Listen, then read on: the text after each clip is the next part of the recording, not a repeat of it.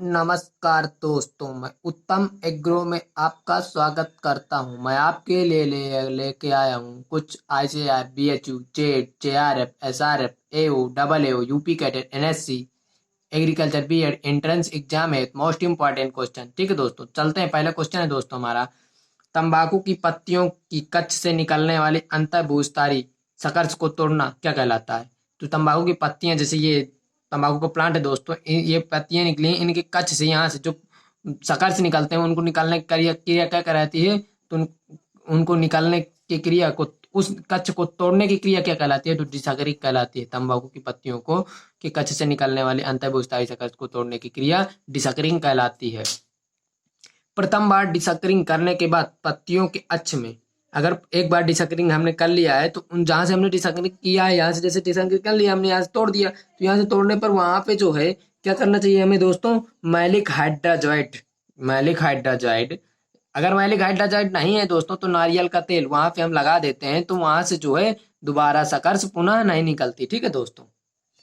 रेपर, तंबाकू के उत्पादन में रेपर, ये जो लपेटक, लपेटने वाली, तंबाकू के उत्पादन में शीर्ष कर्तन यानी ऊपरी कलिका को तोड़ना कि जो है ऊपरी कलिका यानी डिसकरिंग करने की आवश्यकता नहीं होती। क्यों नहीं होती? क्यों तोड़ी जाती है ऊपरी कलिका? ऊपरी कलिका इसलिए तोड़ी जाती है ताकि गुणवत्ता ऊपरी ऊपर उसकी फूल फल बनने में ना निकले तथा उसकी पत्तियों में गुणवत्ता रही जाए। इसलिए हम लोग जो डिसकरिंग कर लेते हैं तो इस लपेटक में कोई आवश्यकता नहीं होती, इसलिए हम होने देते हैं इसमें।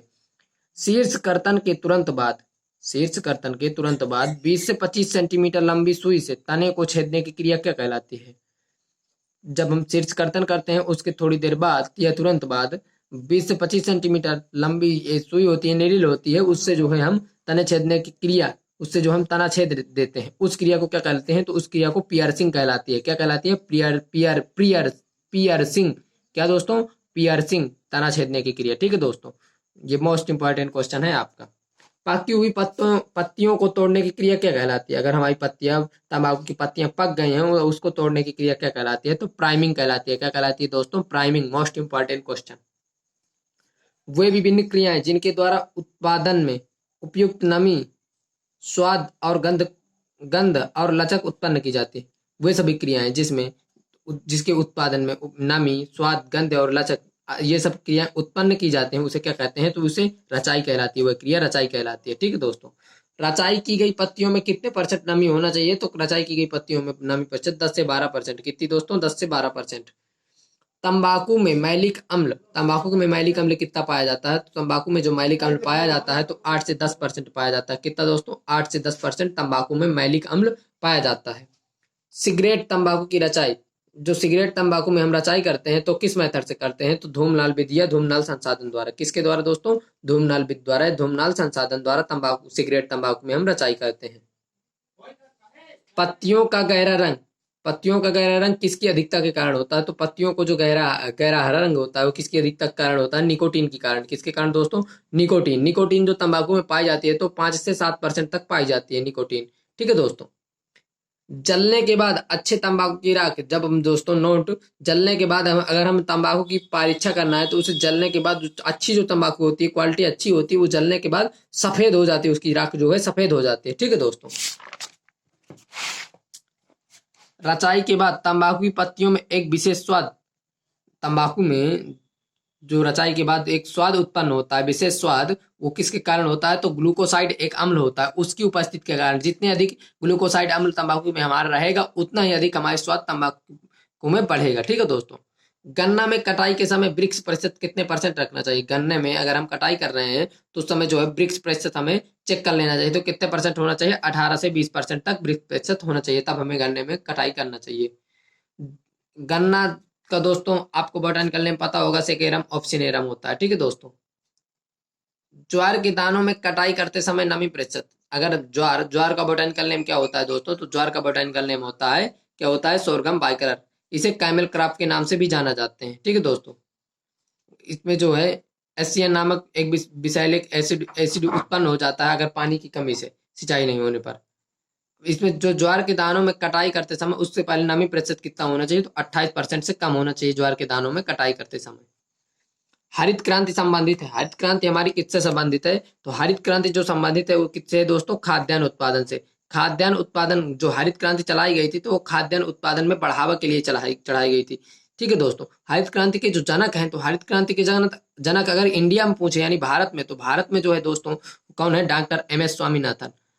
भारत में हरित क्रांति के जनक डॉक्टर एम एस स्वामीनाथन। और अगर विश्व में पूछे तो विश्व में दोस्तों नॉर्मन ई बोरलॉग है। कौन है दोस्तों, डॉक्टर नॉर्मन ई बोरलॉग विश्व में हरित क्रांति के जनक है।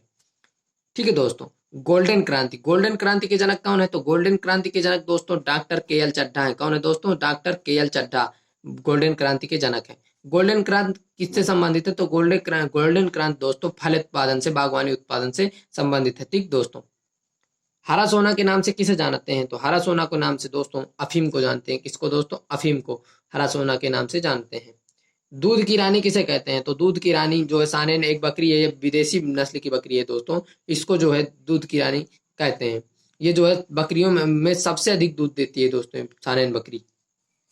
किंग ऑफ फॉरेस्ट किसे कहते हैं, king of forest, king of forest के नाम से किसको जानते हैं, टीक को। किसको दोस्तों, टीक को किंग ऑफ फॉरेस्ट के नाम से जानते हैं। झूठा सोना किसे कहते हैं, तो झूठा सोना के नाम से दोस्तों पायराइट्स को जानते हैं। किसको दोस्तों, पायराइट्स को। ठीक है दोस्तों, पायराइट्स को जो है झूठा सोना के नाम से जानते हैं। इसका जो सूत्र होता है ZnSO4 होता है पायराइट्स का सूत्र। गरीबों की सब्जी क्या है, गरीबों की सब्जी क्या है दोस्तों, आलू है, पोटैटो, आलू पोटैटो। ठीक है दोस्तों, ये जो है सबसे ज्यादा कैफरी कुफरी, इस जो आलू की प्रजातियां होती हैं अधिकतर देखोगे उसमें दोस्तों उन प्रजातियों के पहले कुफरी लगी होती है, क्योंकि वो शिमला हिमाचल प्रदेश से निकाली गई होती है। ठीक है दोस्तों, अधिकतर। ठीक है, आलू का बोटेनिकल नेम सोलेनम ट्यूबरोसम होता है।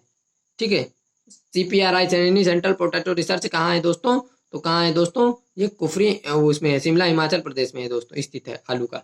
पेय पदार्थों की रानी किसे कहते हैं, तो पेय पदार्थों की रानी दोस्तों किसको कहते हैं, चाय को। चाय को जो है दोस्तों पेय पदार्थों की रानी के नाम से जाना जाता है।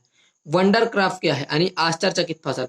वंडर क्राफ्ट आश्चर्यचकित फसल के नाम से किसको जानते हैं, तो सोयाबीन को। सोयाबीन को क्यों जानते हैं दोस्तों, क्योंकि ये इस जिसमें जो है 40 से 42% प्रोटीन पाया जाता है और 20 से 22% तेल आयल प्रतिशत होता है।